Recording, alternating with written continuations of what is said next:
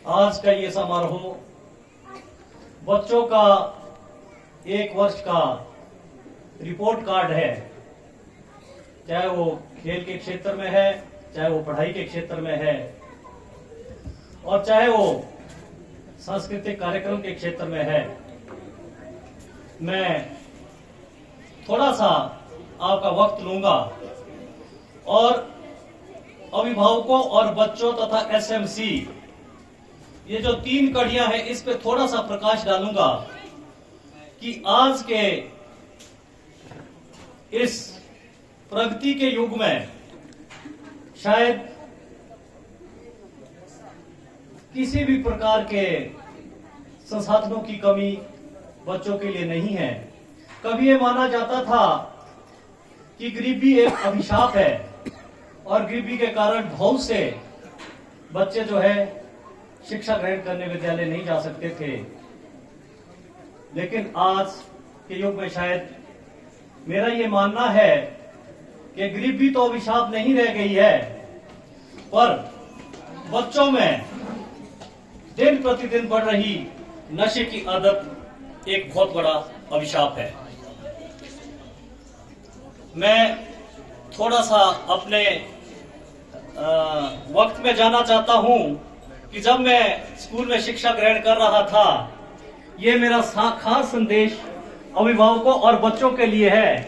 क्योंकि बच्चे बिल्कुल इनोसेंट होते हैं। इनको जिस भी सांचे में ढालो, ये उस उम्र में है कि उसी सांचे में ढल जाते हैं। जब हम पढ़ते थे तो हमारे गुरुजन इतने सख्त थे कि हमें अपने सिर के बालों में मशीन लगानी पड़ती थी, बिल्कुल मुड़वा के ले जाने पड़ते थे, क्योंकि हमारी पेनल्टी इतनी बड़ी थी कि अगर हमने छोटी सी गलती भी कोई सुनाने में कर दी तो हमें बालों से खींचकर पूरे कमरे में घुमाते थे और हम वो अपनी बात अपने अभिभावकों से शेयर नहीं कर सकते थे, बांट नहीं सकते थे, क्योंकि अभिभावकों का शिक्षकों के प्रति इतना आदर और सम्मान था कि शिक्षक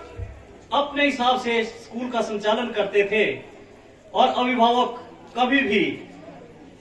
शिक्षकों के किसी कार्य प्रणाली में मध्यस्थता नहीं करते थे। जब मुझे अच्छे से याद है कि मैं 8वीं से जब उत्तीर्ण होकर 9th कक्षा में राजकीय वरिष्ठ उस वक्त जो उच्च विद्यालय था शोकी में मैंने दाखिला लिया, तो मैं बच्चों से एक बात शेयर करना चाहता हूं, आप थोड़ा सा ध्यान से सुने। जिस दिन मैंने एडमिशन लिया तो उससे 2 दिन बाद मेरे साथ एक ऐसा हादसा हो गया कि मुझे मेरे सीनियर जो बच्चे थे 10वीं कक्षा के, उन्होंने बाजार में ही रोक लिया और बोला कि आज आप स्कूल नहीं जाओगे। तो अब मैं गांव के स्कूल से आया था, डर भी गया। मैंने बोला ठीक है, ले चलो जहां ले चलना है। तो मैं उन बच्चों के साथ चला गया और आप ये सुनकर बहुत हैरान होंगे कि जहां मैं गया वो इतना ही बड़ा प्लेग्राउंड था जितना मेरे सामने इस वक्त ग्राउंड है। तो उस ग्राउंड को जब मैंने देखा तो उसमें कोई लगभग 100 बच्चे बैठे हुए थे जो ताश खेल रहे थे और उन्होंने मुझे भी अपने साथ ताश खेलने बिठा दिया। तो मैं तो नया छात्र था उस विद्यालय के लिए, मैं भी बैठ गया। मैं अपनी लाइफ का वो दिन टर्निंग पॉइंट मानता हूं। अभी हमें बैठे हुए 5 ही मिनट हुए थे कि हमारे एनडीए सर होते थे एलडी शर्मा, उतने में वो ग्राउंड के कोने में निकले और उनके पीठ के पीछे खड़ा चार्ट का एक रोल होता था। वो था क्योंकि वो कई दिनों से नोटिस कर रहे थे कि स्कूल के बच्चे कहां जाते हैं, स्कूल में तो आते ही नहीं है। तो वो सीधे ही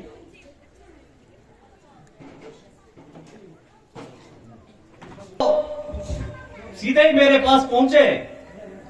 और जिस तरह पशुओं को मारा जाता है उन्होंने मुझे उस चार्ट से इतना मारा कि मतलब मैं घर में भी नहीं बता सका कि मैं 1 हफ्ते तक, तो मुझे अच्छे से याद है कि मेरे पूरे शरीर में दर्दें रही। अगर उस दिन वो सर वहां नहीं आते तो शायद मेरा कैरियर भी वही होता। आज मैं उन लोगों को देखता हूं जो उस दिन मेरे साथ उस ग्राउंड में थे, तो उनमें से आधे लोग या तो इस दुनिया में ही नहीं है और जो बच्चे खुचे हैं भी, वो नशे की आदत में इतने लिप्त है कि उन्हें कोई बोल नहीं सकता कि इनकी उम्र अभी 55 ईयर के आसपास है। मेरा यहां कहना यह है कि अगर अभिभावक अपने बच्चों को ऐसी जगह पे डर पैदा करेंगे जहां डर नहीं होना चाहिए, तो उन्हें हमेशा पश्चाताप करना पड़ेगा। और ऐसी जगह पे अगर डर उत्पन्न करेंगे जहां डर होना चाहिए, तो उनका बच्चा जो है एक अच्छी शिक्षा ग्रहण करके एक अच्छे गांव का नागरिक और एक अच्छे भारत का निर्माण करेगा। आज के युग में मैं एक बात अच्छे से शेयर करना चाहता हूं कि सबसे बड़ा धन क्या माना जाता है। एक धनवान व्यक्ति धनी नहीं है, बल्कि एक वो व्यक्ति सबसे बड़ा धनवान है जिसके पास विद्या है, जिसके पास ज्ञान है, जिसके पास शिक्षा है। अगर एक शिक्षित व्यक्ति किसी गांव में पैदा होगा, तो उस गांव का, उस पंचायत का, उस तहसील का और उस जिले का पूरा संचालन करेगा, जो हजारों पैसे वाले लोग भी नहीं कर सकते। ज्ञान एक ऐसी चीज है बच्चों कि अगर आपके पास एक अच्छी शिक्षा होगी, अगर आपके पास एक अच्छी शिक्षा होगी, तो आज आपके मन में एक प्रतिस्पर्धा जागृत होनी चाहिए कि जो बच्चे आज यहां से प्रथम, द्वितीय और तृतीय स्थान लेके जा रहे हैं और वो बच्चे जो आज नहीं ले पाए हैं, उनके मन में एक शक्ति पैदा होनी चाहिए कि अगले वर्ष इस पारितोषिक वितरण समारोह में वो यहां पे खड़े होंगे जहां पे आज वो बच्चे खड़े हैं, जहां वो नहीं पहुंच सके हैं। इसके लिए एक चीज का होना बहुत जरूरी है कि आपको अपने स्वाभिमान को जागृत करने के लिए डर को पीछे छोड़ना पड़ेगा। जब तक आपके मन में एक डर है, 2 मिनट के लिए मान लीजिए कि मैं इस वक्त मंच पे इस माइक से आपको संबोधित कर रहा हूं। अगर मेरे दिमाग में यह चीज है कि सामने वाले व्यक्ति जो मुझे सुन रहे हैं वो मुझसे ज्यादा ज्ञानी है और वो मुझसे ज्यादा अच्छे वक्ता है, अगर ये डर मेरे दिमाग में है, तो शायद मैं अपने बातों का संबोधन अच्छे से नहीं कर पाऊंगा, क्योंकि मेरे दिमाग में एक डर चल रहा है कि मेरे से ज्यादा जानने वाला ज्ञानी तो मेरे सामने बैठा है। लेकिन जब मैं अपने मन में ये ठान लूंगा कि जो मेरे सामने लोग बैठे हैं वो मुझसे अच्छा नहीं बोल सकते, तो मैं अपने पूरे विचारों का अच्छे से व्याख्यान करूंगा। भले ही वो ज्ञानी मुझसे ज्यादा है भी, मैं ये नहीं बोल रहा हूं कि मुझसे ज्यादा पढ़े लिखे, मुझसे अच्छे बोलने वाले या मुझसे अच्छे ज्यादा सूझबूझ वाले व्यक्ति वहां नहीं है। उस तरफ वो व्यक्ति मुझसे ज्यादा सूझबूझ वाले हैं, लेकिन जब मेरे हाथ में माइक है और मुझे संबोधन का मौका मिला है, तो मुझे अपने दिमाग में ये चीज, ये डर खत्म करना पड़ेगा कि शायद वो लोग इतना अच्छा नहीं बोल पाएंगे जितना अच्छा मैं इस मंच से मैं बोल सकता हूं। ये उदाहरण मैं आपको इसलिए दे रहा हूं कि अगर आपको अपने क्रिया क्षेत्र में ऊपर निकलना है, तो मैं अपनी बात बोलता हूं, शायद मेरे स्कूल के कैरियर से यहां कोई भी व्यक्ति वाकिफ नहीं है। कल मैं एक किसी समारोह में कदौर में गया था, तो कदौर के वाइस प्रिंसिपल मेरे क्लासमेट है जयकरण जी, तो मेरे साथ और भी जो 3-4 मेरे साथी गए थे वो भी मेरे क्लासमेट थे। तो मैं वो व्याख्यान अपने मुंह से नहीं करना चाहूंगा, लेकिन मैं इतना जरूर बोलूंगा कि जब हम पढ़ते थे तो हम शरारती भी सबसे ज्यादा थे और हम खेल के क्षेत्र में भी बहुत अच्छे थे, हम गायनी के क्षेत्र में भी, कलाकारी के क्षेत्र में भी बहुत अच्छे थे, भाषण के प्रतियोगिता में भी बहुत अच्छे थे और शिक्षा के क्षेत्र में भी बहुत अच्छे थे। वो लोग जिन लोगों का साथ पहले दिन उन एनडीएस सर ने छुड़ा दिया, उस दिन के बाद मेरी संगति ऐसे दोस्तों के साथ हो गई जो मेरे साथ आज भी है और मेरे से उच्च पद पर भी आसीन है और मेरे साथ और मेरे निचले पदों पे भी अच्छे अपने भविष्य का निर्माण कर रहे हैं। मेरा आपसे एक कथन है, मेरा अभिभावकों से एक कथन है कि आप अपने बच्चों को इतनी मेहनत करके, इतना परिश्रम करके सुबह स्कूल भेजते हैं, उसके बाद आप उन्हें फ्री होल्ड अध्यापकों के अधीन छोड़ दीजिए, क्योंकि एक अध्यापक जो उस बच्चे के भविष्य का निर्माण कर सकता है वो आप नहीं कर सकते। क्योंकि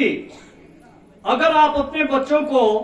उन शिक्षकों का अधीन फ्री हैंड नहीं छोड़ोगे, उन शिक्षकों को उन्हें डांटने की, मारने की, पीटने की आजादी नहीं दोगे, तो वो शिक्षक आज इतना बंधा हुआ है कि वो उन बच्चों के उज्जवल भविष्य का निर्माण नहीं कर सकता। और ऐसे भी उदाहरण है कि जिन अभिभावकों ने स्कूल को फ्री हैंड छोड़ा है कि हमारा बच्चा शरारत करते मिले तो उसका जो मर्जी कर लो, वो किसी नशे की आदत में मिले तो उसे जो मर्जी कर लो, वो अभिभावक कभी जिंदगी में पछताते नहीं हैं। और जो अभिभावक अपने बच्चों को ज्यादा अपने प्यार लाड से रखकर अभिभावक होने के नाते अपना दावा स्कूल में डालते हैं कि स्कूल उन पे कोई प्रेशर ना बनाए, वो बच्चे कभी उज्जवल भविष्य का निर्माण कर नहीं सकते हैं।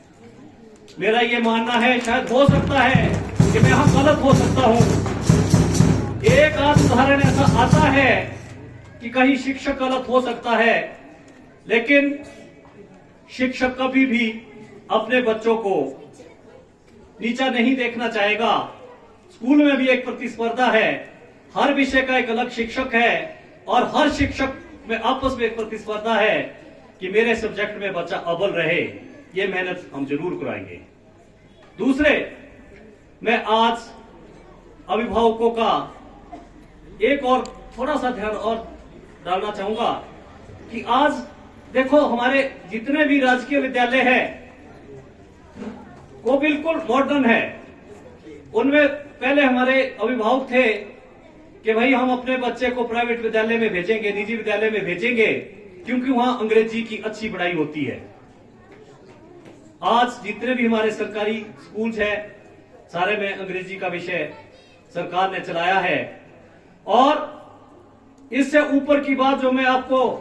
बताना चाहता हूं और मैं देखता हूं अपनी जिंदगी में कि जो अभिभावक अपने बच्चों को निजी विद्यालय में भेजते हैं वो उन बच्चों को 3-3, 4-4 घंटे रोज समय देते हैं जब वो बच्चे स्कूल से वापस घर पहुंचते हैं। पढ़ाने के लिए अभिभावक उनके लिए पर्याप्त समय देते हैं। अगर वो अभिभावक इन बच्चों को जो सरकारी विद्यालय में पढ़ते हैं उससे आधा समय मीन्स 4 घंटे की बजाय 2 घंटे भी सिर्फ इस बात को पूछने के लिए दे दें कि आज हमारे बच्चे ने क्या किया है, तो शायद उनका बच्चा उस निजी विद्यालय के उस शिक्षक से कहीं ऊपर निकल सकता है जो एक हार्डली +2 या ग्रेजुएट है। क्योंकि आपके सरकारी विद्यालय में जितने भी शिक्षक हैं वो ट्रेंड शिक्षक है, सरकार द्वारा निर्धारित नियमों के अनुसार उनका चयन हुआ है। और उनके जो आज जहां तक वो पहुंचे हैं उनके पीछे उनकी एक बहुत बड़ी तपस्या, बहुत बड़ा परिश्रम और बहुत बड़ी उनकी कोशिश रही है। एक बात मैं और आप लोगों से शेयर करना चाहता हूं कि आज जितने भी बच्चे हैं, बच्चा शरारती होगा तो चलेगा, लेकिन अगर बच्चा आपसे कोई चीज छुपाता है या नशे की ओर जा रहा है तो शायद वो आपके लिए सबसे खतरनाक है। और इसके लिए मैं अभिभावकों को बहुत ज्यादा दोषी मानता हूं, क्योंकि जब कोई भी बच्चा किसी गलत लत में जाना चाहता है तो उसके सिम्टम्स सामने दिखने लगते हैं। वो बच्चा क्या करता है कि वो बच्चा अपने माता पिता, अपने अभिभावकों से, अपने शिक्षकों से थोड़ा गैप बनाने लगता है। अभिभावक क्या करते हैं कि बच्चे के हाथ में मोबाइल लेके दे देते हैं और ये चेक नहीं करते हैं कि वो बच्चा उस मोबाइल में क्या कर रहा है। इसलिए हम भी अपने बच्चों को मोबाइल देते हैं, लेकिन जब भी आप अपने बच्चों को मोबाइल शेयर करें तो इस बात का विशेष ध्यान रखें कि आधे घंटे 1 घंटे जो आप उनको मोबाइल देते हैं उस वक्त आप उनको चेक करें कि वो उस बच्चा आपके उस मोबाइल में कर क्या रहा है। दूसरे, आप अपने बच्चों से जब कनेक्टिविटी तोड़ते हैं तो समझ लीजिए कि आप अपने बच्चों को से दूर जा रहे हैं। आप एसएमसी है, प्रधानाचार्य महोदय है, मुख्याध्यापिका है, और अब तो सरकार की एक नई नीति है कि हर विद्यालय को किसी न किसी प्रशासनिक अधिकारी ने भी गोद लिया हुआ है। मुझे नहीं पता कि ये विद्यालय किसने गोद लिया है, पर मैंने भी एक विद्यालय गोद लिया है, ढोल का जुबड़। तो हम समय समय पर उन विद्यालय में जाते हैं और उन विद्यालय की जो भी समस्याएं हैं उन समस्याओं के बारे में हम उनसे पूछताछ करते हैं और जितना हमसे निवारण हो सकता है निवारण करने की कोशिश करते हैं। आप अपनी बात को बेझिझक अपने एसएमसी, अपनी प्रधानाचार्य से शेयर करके अपने बच्चों की परफॉर्मेंस पूछ सकते हैं। लेकिन ऐसा देखने में आया है कि जब आपका बच्चा निजी स्कूल में पढ़ रहा है तो उस मीटिंग में अपने बच्चे के प्रति माता पिता, उसका अभिभावक बहुत गंभीर है, लेकिन जब सरकारी विद्यालय में पढ़ रहा है तो अभिभावक शायद ना तो मुख्याध्यापिका, प्रधानाचार्य, एसएमसी से कोई कनेक्शन रखते हैं और ना ही अपने बच्चे की रोज की परफॉर्मेंस से। मैं सभी की बात नहीं कर रहा हूं, पर ऐसा देखने में आता है कि ना ही वो अपने बच्चे की रोज की परफॉर्मेंस को देखते कि वो बच्चा क्या कर रहा है। अगर आप अपने बच्चे को अच्छा बनाना चाहते हैं, अच्छी शिक्षा देना चाहते हैं, तो इसके लिए अभिभावकों से मेरा ये निवेदन है कि जब वो अपने बच्चे को इतनी मेहनत के बाद विद्यालय भेजते हैं तो उसकी रोज की रिपोर्ट कार्ड भी उनके पास होना चाहिए। और जो ये नन्हे मुन्ने बच्चे जो आज आपका आज है, जो जिन लोगों के साथ में कल उस विद्यालय में गया था, मैं आपको एक चीज बताना चाहता हूं कि वो लोग मुझे 30 वर्षों के बाद कंपनी करने के लिए मिले थे। तो आज आपका जो ये वक्त है बच्चों, ये वक्त एक ऐसा वक्त है कि आपको ये समझ तो नहीं है कि आपको किस ओर जाना है, पर आपको इतनी समझ जरूर होनी चाहिए कि जो जिम्मेवारी आपको आपके माता पिता ने इतनी मेहनत करने के बाद दी है, जिस कार्य के लिए आपके माता पिता दिन रात परिश्रम करते हैं और जिस कार्य के लिए वो आप अपना सारे सुखों की कुर्बानी करके आपको विद्यालय भेजते हैं, अपनी सारी उम्मीदें छोड़कर आपकी सारी उम्मीदों को पूरा करते हैं। आपका एक नैतिक धर्म, नैतिक कर्तव्य और एक नैतिक ड्यूटी बनती है कि आप जिस कार्य क्षेत्र के लिए आपको भेजा गया है वहां अपना रिपोर्ट कार्ड आप अपने माता पिता को जरूर दें। और ये रिपोर्ट कार्ड आप तब दे पाओगे जब आप ये निर्धारित करोगे, जब आप इस चीज का आंकलन करोगे कि आपके माता पिता ने कितनी मेहनत करके आपको स्कूल भेजा है। अगर आप उनकी इस आंकलन को समझ लो कि माता पिता ने आपको इतनी मेहनत करके, इतनी पूंजी इकट्ठी करके आपको सारी सुविधाएं दी है, ये चीज अगर आप समझ लो और उसको आप कार्यान्वयन करने के लिए अथक प्रयास करो, तो मेरा मानना है कि आप डर को पीछे छोड़ दोगे और आपका आत्मविश्वास जीत जाएगा। और जिस दिन आपका आत्मविश्वास जीत जाएगा उस दिन आप अपने जीवन की हर चीज जीत जाएंगे। एक अच्छे भविष्य का जिस दिन आप निर्माण कर लेंगे उस दिन आपको ना तो माता पिता से पूंजी मांगने की जरूरत पड़ेगी, ना ही आपको समाज के किसी वर्ग के पास झुकने की जरूरत पड़ेगी, और ना ही किसी भी कार्य क्षेत्र में, किसी भी कार्यालय में अगर आप जाओगे और आप एक अच्छे शिक्षित व्यक्ति हो तो आप अपने गांव का नाम तो रोशन करोगे ही करोगे, बल्कि अपने आसपास के और बहुत से अनपढ़ और गरीब लोगों की भी मदद कर सकोगे जो ना लिखना जानते हैं, ना फॉर्म भरना जानते हैं और ना ऑफिस की प्रोसीडिंग जानते हैं। आज क्या होता है कि जब कोई भी दस्तावेज किसी कचहरी से किसी व्यक्ति को गांव में मिलता है तो व्यक्ति घबरा जाता है। मान लीजिए किसी को समन आ गया तो घबरा जाता है, लेकिन एक अच्छा शिक्षित व्यक्ति जानता है कि ये कागज क्या है। जब आप एक अच्छी शिक्षा ग्रहण करके आपको एक ज्ञान हो जाएगा तो आप अपने गांव का, अपने पंचायत का और अपने देश का सारे मूलभूत सुविधाओं का स्वयं निर्माण करोगे और उस दिन आपके माता पिता की पहचान आपसे हो जाएगी। हर माता पिता का यह सपना होता है कि जिन बच्चों को समाज माता पिता के नाम से जानते हैं उनके जीवन का सबसे बड़ा दिन वो होता है जिस दिन उन माँ बाप को बच्चों की वजह से जाना जाए। और वो दिन शायद उस बच्चे के लिए सबसे गौरवान्वित दिन है कि उनके माता पिता की पहचान बच्चों से हो, और ये तब संभव है जब आप अपने जीवन का निर्माण करने के लिए अथक प्रयास करोगे, आगे बढ़ोगे। आपका अलग अलग कार्य क्षेत्र हो सकता है, कोई खेल के क्षेत्र में अव्वल हो सकता है, कोई सांस्कृतिक कार्यक्रम में अव्वल हो सकता है, कोई पढ़ाई के क्षेत्र में अग्रिम हो सकता है, लेकिन आपको दुनिया में, समाज में अच्छी जगह पर ले जाने के लिए आपकी शिक्षा ही एक ऐसी नीति है जो आपको हर क्षेत्र में अव्वल बना सकती है, आपको आपके भविष्य का सुरक्षित निर्माण कर सकती है। मैं आपका ज्यादा समय नहीं लूंगा। मैं माफी चाहूंगा अभिभावकों से अगर मैंने कोई ऐसी बात बोली हो, लेकिन आज हम भी उन्हीं लोगों में से हैं, हम भी अभिभावक हैं और हम भी ये गलतियां रोज करते हैं। पर हम इस मंच के माध्यम से आपसे कुछ चीजें साझा करना चाहते हैं, वो हम साझा कर चुके हैं कि आप बच्चों को उतनी ही आजादी दे जितनी आजादी उनके भविष्य के लिए आवश्यक है। आवश्यकता से ज्यादा दी गई आजादी हमेशा खतरनाक होती है, और ये मैं आपको इस मंच के माध्यम से इसलिए बताना चाहता हूं क्योंकि जब आज मैं स्कूलों के प्रशासन की व्यवस्था देखता हूं, प्रशासनिक व्यवस्था को देखता हूं, प्रधानाचार्य जी के बातों को देखता हूं, अध्यापकों के बातों को सुनता हूं, तो सच में बहुत हैरानी होती है कि आज अध्यापक कितना बंधा हुआ है। आज अध्यापक बच्चे को जोर से बोल भी नहीं सकता है, और अगर किसी बच्चे को जोर से बोल भी दिया तो भी इतना बड़ा इशू हो जाता है कि दूसरे दिन अध्यापक को स्कूल में आना मुश्किल हो जाता है, जो एक बहुत ही गंभीर बात है, बहुत ही गंभीर बात है। इन बच्चों के निर्माण के लिए शिक्षकों का सख्त होना बहुत जरूरी है, और अगर शिक्षकों का ही डर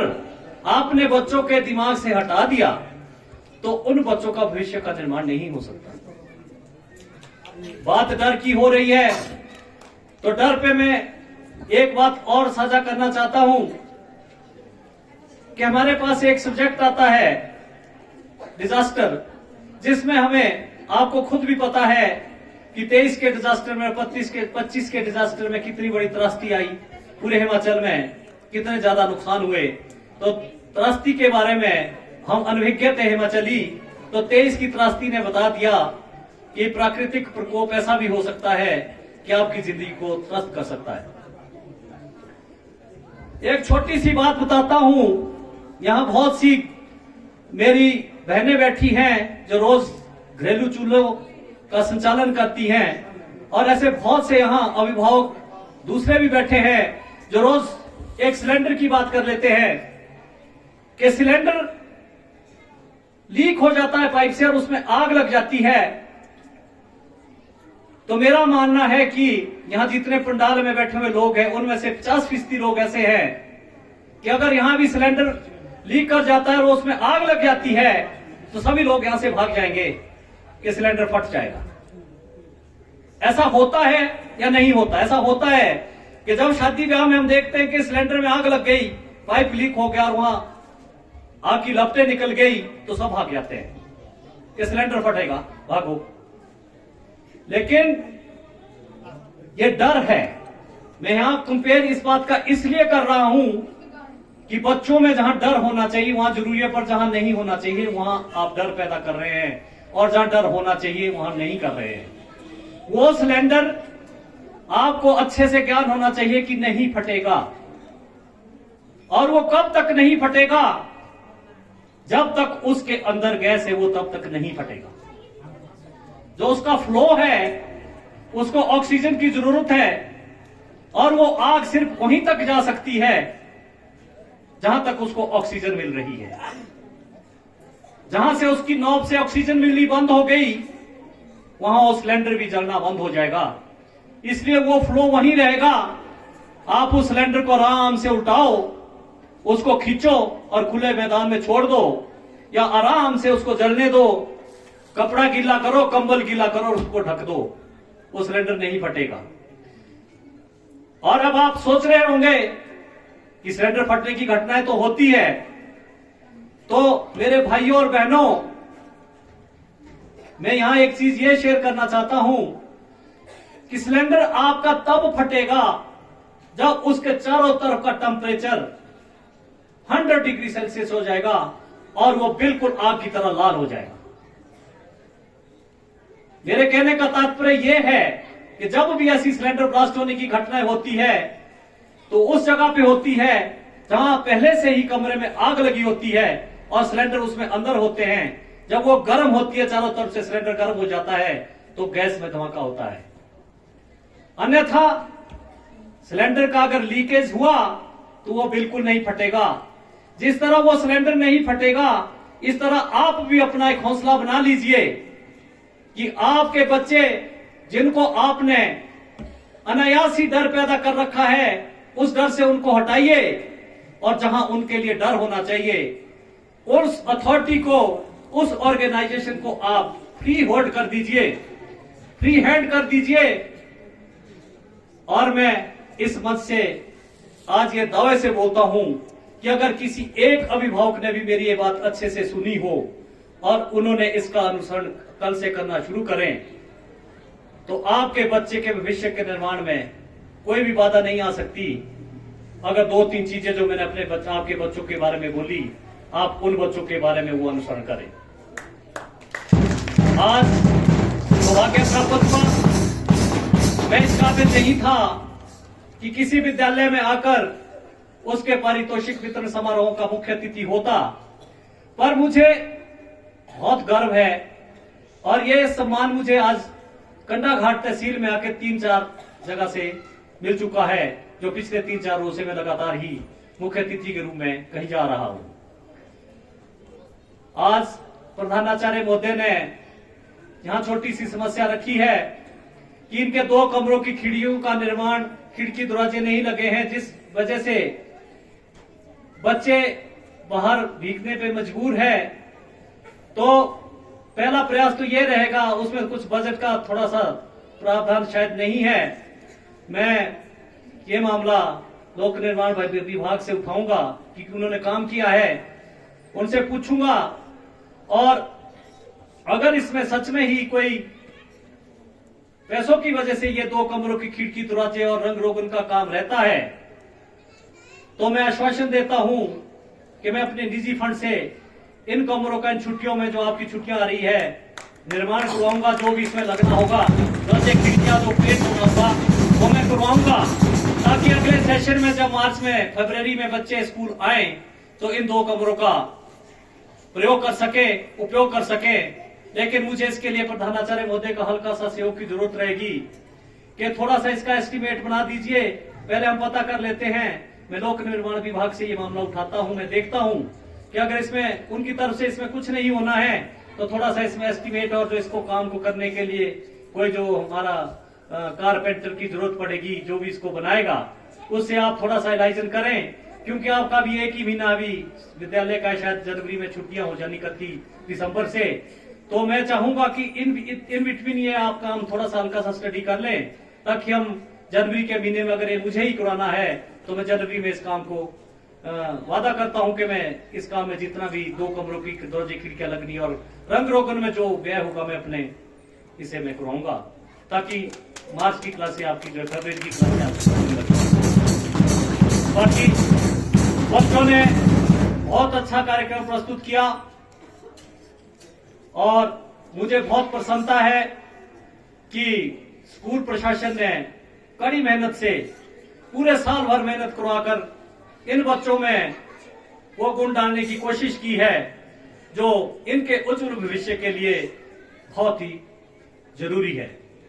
मैं ज्यादा समय ना लेता हुआ, अगर मैंने इस मंच के माध्यम से कोई अनायासी गलत बोल दिया हो, उसके लिए क्षमा प्रार्थी हूं। और अगर आप, आजकल मैं आपके इलाके में एक छोटे से पद पर कार्यान्वयन कर रहा हूं, अगर आप किसी भी कार्य के लिए मुझे सक्षम समझें, तो आप बेझिझक किसी भी कार्य दिवस पर या दूरभाष पर मुझसे कभी भी संपर्क कर सकते हैं। आपका कोई भी घरेलू मसला है, ये मंच का संचालन तो छूट गया, अब हम जिस लाइन पे है उस लाइन पे अगर आपका कोई भी निजी भी कार्य है, तो आप कभी भी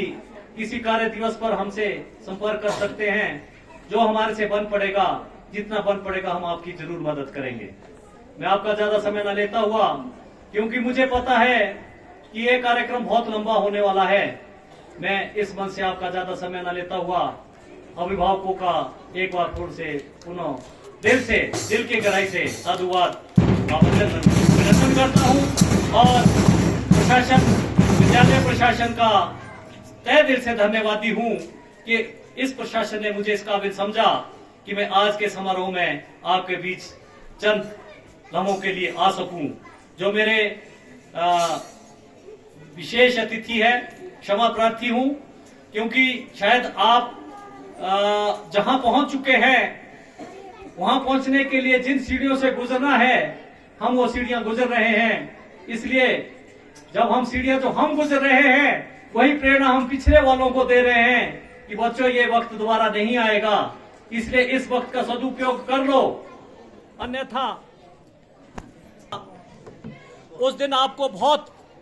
दुख महसूस होगा जिस दिन आपके सहपाठी